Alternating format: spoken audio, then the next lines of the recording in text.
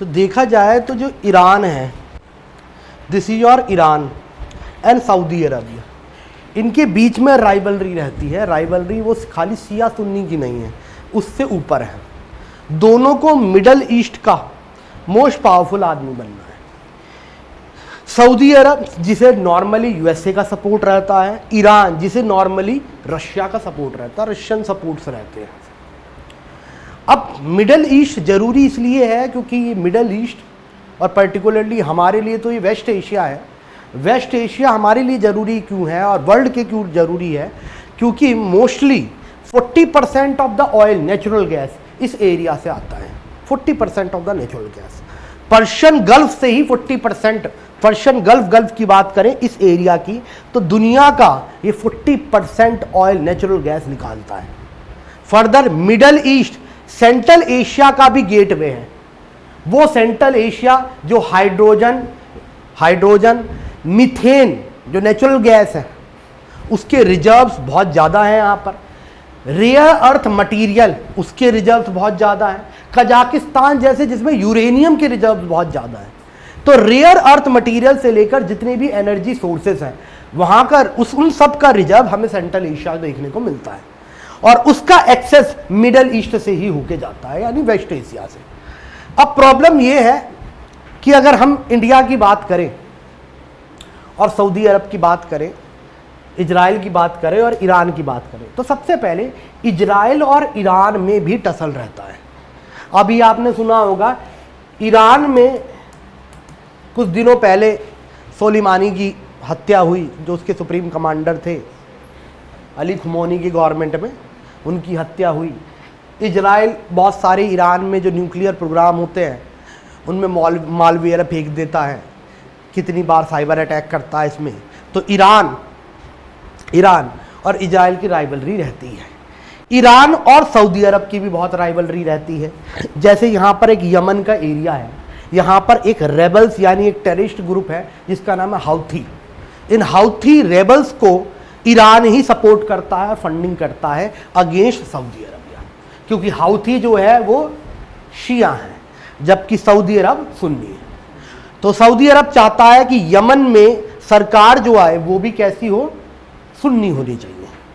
तो ईरान यहाँ Houthi rebel को सपोर्ट करता है, सऊदी अरब इन्हें क्रश करने की कोशिश करता है। सेम ये राइवलरी हर जगह चलती है। अभी इजराइल ने सऊदी अरब के तहत एक अकॉर्ड, एक तरह से दोस्ती की संधि लाना चाहा था जिसका नाम था अब्राहम अकॉर्ड।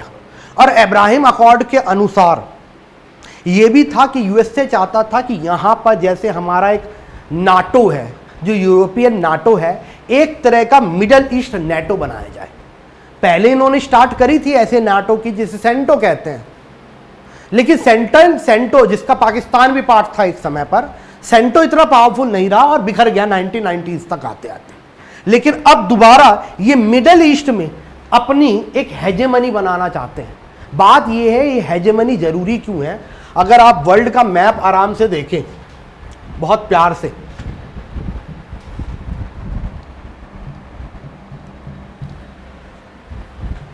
जल्दी से आइए,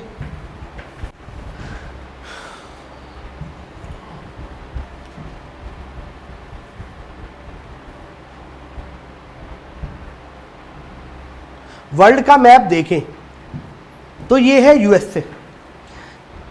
साउथ अमेरिका में जो लैटिन अमेरिका है, यहाँ पर यूएसए को लोग पसंद नहीं करते क्योंकि यूएसए के खुद के ही कर्म ऐसे रहे। यहाँ पर उसने यहाँ पर कलर कोडेड रेवोल्यूशन के नाम पर, कलर कोडेड रेवोल्यूशन के नाम पर बहुत सारी कम्युनिस्ट गवर्नमेंट को हटाया है। और हटाने के कारण यहाँ के जो रेबल ग्रुप हैं या यहाँ के जो लोग हैं वो यूएसए को नापसंद करते हैं। तो साउथ अमेरिका में इतना वर्चस्व यूएसए का नहीं रहा है। यूरोप खुद का इंटरनल ट्रेड बहुत ज़्यादा करता है, इतना इंटरनल ट्रेड करता है कि इसे हार्ले डेविडसन नहीं चाहिए। ये अपनी बाइक खुद बनाएगा, खुद बेचेगा, खुद आपस में एक्सचेंज करेगा। तो इंटर स्टेट ट्रेड इनके बीच में बहुत ज़्यादा है। ठीक है, इस इंटर स्टेट ट्रेड को रोकने के लिए ही रशिया और यूक्रेन की वॉर हो रही है। एक ये भी रीजन है क्यों इनके बीच में वॉर हो रही है, इंटर स्टेट ट्रेड को रोकना। अफ्रीका बड़ी प्राइस सेंसिटिव मार्केट है अफ्रीका की, इतनी प्राइस सेंसिटिव मार्केट है कि इन्हें 800 रुपये की भी फ़ोन चाहिए, 8000 के भी चाहिए और 16000 के भी चाहिए। Price sensitive market. यूएस से एप्पल यहाँ पे बिजनेस कर ही नहीं सकता, इन्हें चाहिए MI, Xiaomi, OnePlus, Vivo, Oppo। This is most price sensitive market of the world and most demographic dividend है यहाँ पर, सबसे ज़्यादा यंग पॉपुलेशन है। यंग पॉपुलेशन के साथ प्राइस सेंसिटिव मार्केट, चाइना को यहाँ कंपीट नहीं किया जा सकता। इंडिया उसे काउंटर कर रहा है, जैसे हमारे स्कूटर्स, हमारी bike, Bajaj is doing wonderful here, Airtel बहुत अच्छा काम कर रहा है यहाँ पर। लेकिन बात यह है हम हर सेक्टर में चाइना को बीट नहीं कर सकते, पर्टिकुलरली मोबाइल मार्केट में, particularly oil and natural gas के एक्सट्रैक्शन में हम बीट कर सकते हैं, फार्मास्यूटिकल में हम बीट कर सकते हैं, सर्विस सेक्टर में, लेकिन मैन्युफैक्चरिंग में China has the upper hand. USA का तो कोई मतलब ही नहीं है, यूएसए का सामान कोई नहीं खरीदेगा यहाँ पे, प्राइस सेंसिटिव मार्केट है। ठीक, next central Asia. Central Asia में रशिया और चाइना राइवलरी और रशिया चाइना ग्रुपिंग इतनी है कि ये लोग यूएसए से कोई मतलब ही नहीं रखेंगे भी मंगोलिया जैसे, तो उनका कोई इतना बड़ा इंटरनेशनल रिलेशन में वर्चस्व नहीं है। ठीक है, तो या तो वो रशिया के साथ है या तो वो चाइना के साथ है।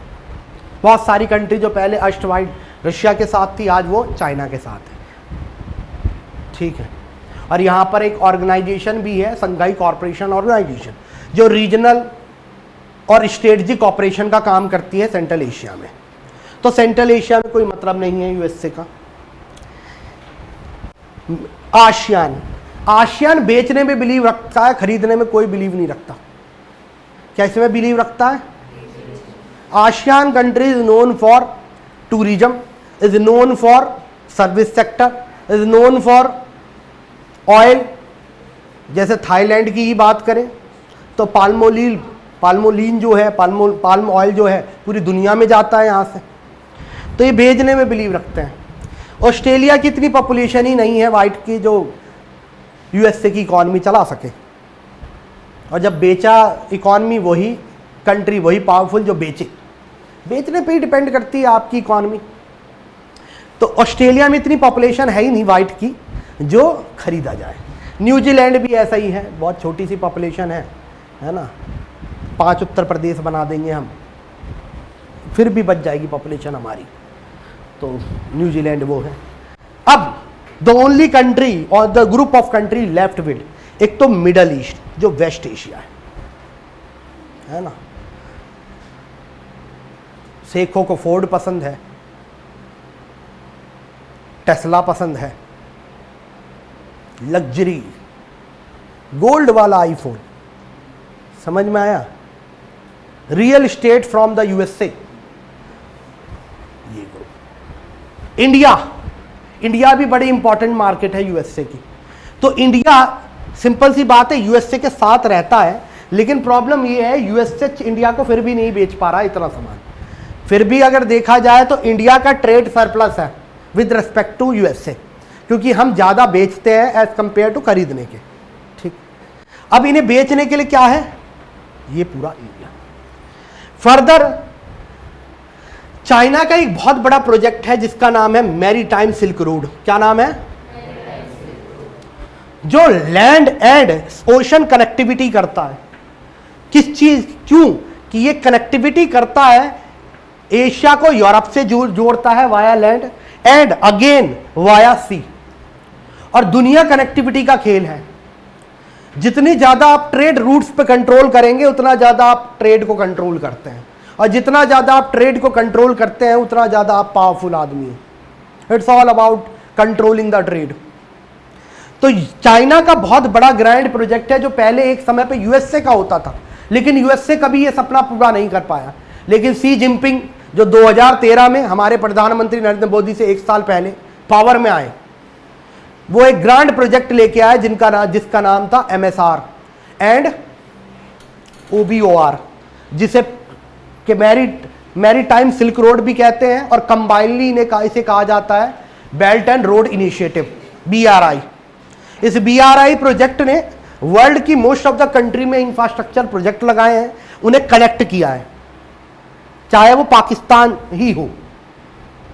पाकिस्तान का CPEC, China Pakistan economic corridor, इस BRI की ही देन है। अब to control and compensate this very grand BRI project, India और USA बहुत बार प्रोजेक्ट लेके आए हैं, लेकिन मोस्टली वो फेल हुआ है। जैसे हम एक लेके आए थे एक्ट ईस्ट पॉलिसी। क्या लेके आए थे? एक्ट ईस्ट पॉलिसी में ये था कि हम नॉर्थ ईस्ट इंडिया को आसियान से कनेक्ट कर देंगे, लेकिन प्रॉब्लम ये हुई कि म्यांमार में आ गई मिलिट्री जुंटा पावर में, मिलिट्री केम टू पावर, और जो डेमोक्रेटिक गवर्नमेंट थी आंग सान सू की उसे हटा दिया गया। और जब से मिलिट्री जुंटा पावर में आई, हम यहां पर एक्ट ईस्ट पॉलिसी के थ्रू वो connectivity of north east to the ASEAN कर नहीं पाए। ठीक है, क्योंकि Myanmar is a land connectivity to the ASEAN. ये आसियान कंट्री है, थाईलैंड, कंबोडिया, इंडोनेशिया, सिंगापुर, ये म्यांमार के कारण। और म्यांमार की जो मिलिट्री जुंटा है वो चाइना की गोद में बैठी होती है। क्यों? क्योंकि USA उन पे सैंक्शन लगाता है। मिलिट्री आती ही तब है जब चाइना फ्यूल करता है, डेमोक्रेटिक गवर्नमेंट आती ही तब है जब USA फ्यूल करता है। इन्हें कहते हैं कलर कोडेड रेवोल्यूशंस। पूरी दुनिया में हर जो बड़ी कंट्री होती है, पावरफुल कंट्री, वो करवाती है। पहले USA और रशिया कराता था, आज USA और चाइना कराती है। ठीक है, इंडिया भी कराती है। कौन बलूचिस्तान कह रहा है? ऐसी बात मत बोला करो, तुम क्या बेवकूफ हो क्या? आओ इधर आओ, हम कुछ नहीं कराते, हम बहुत सबसे सीधा हूं, इधर आओ। अब एक्ट ईस्ट पॉलिसी इतना सक्सेसफुल नहीं रहा। हम बेशक कह सकें कि हमने टाइज बनाए, लेकिन हम कनेक्टिविटी प्रोजेक्ट नहीं बना पाए। आज भी ऑन पेपर है ये, but on reality it is nothing. दूसरा प्रोजेक्ट हम अभी लेके आए हैं जिसका नाम है मिडल ईस्ट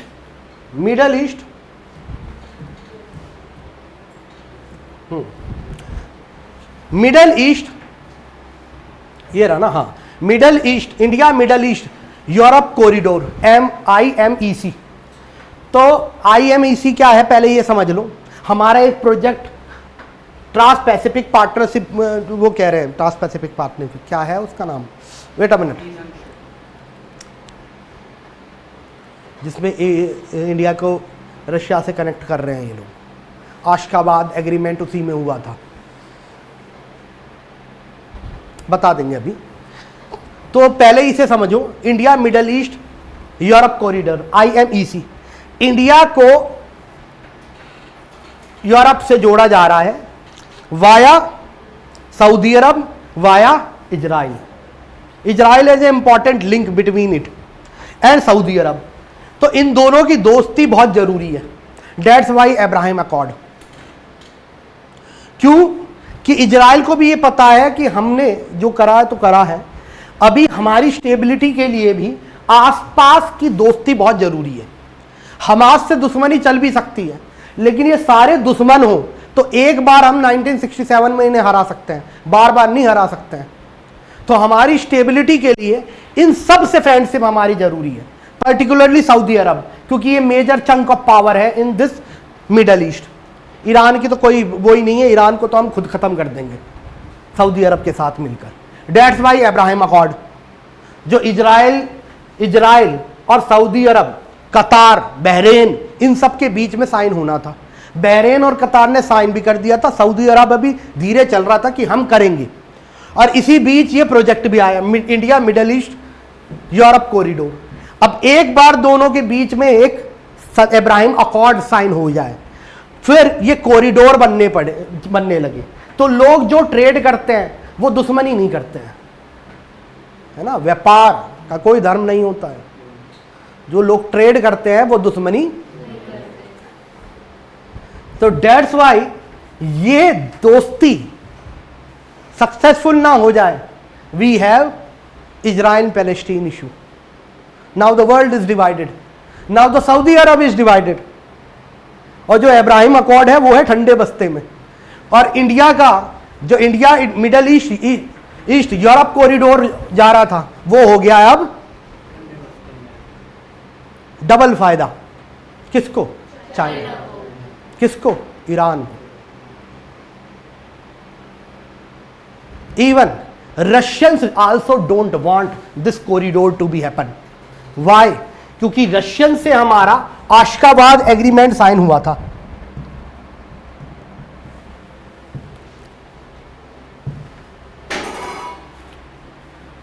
आशकाबाद एग्रीमेंट में हमने बात करी थी international north south transport corridor की। किसकी? International north south transport corridor. और इस international north south transport corridor जिसे INSTC कहते हैं, INSTC कहते हैं, हम रशिया को यानी इंडिया को सेंट्रल एशिया से कनेक्ट कर रहे थे।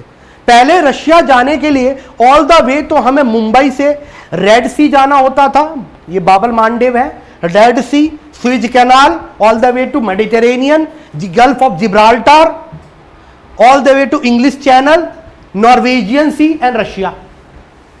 तो हमने एक एग्रीमेंट साइन करा आशकाबाद में, कैपिटल है आशकाबाद में, एक एग्रीमेंट साइन करा जिससे कहा रशिया को हम किससे कनेक्ट करेंगे? इंडिया से, वाया लैंड रूट।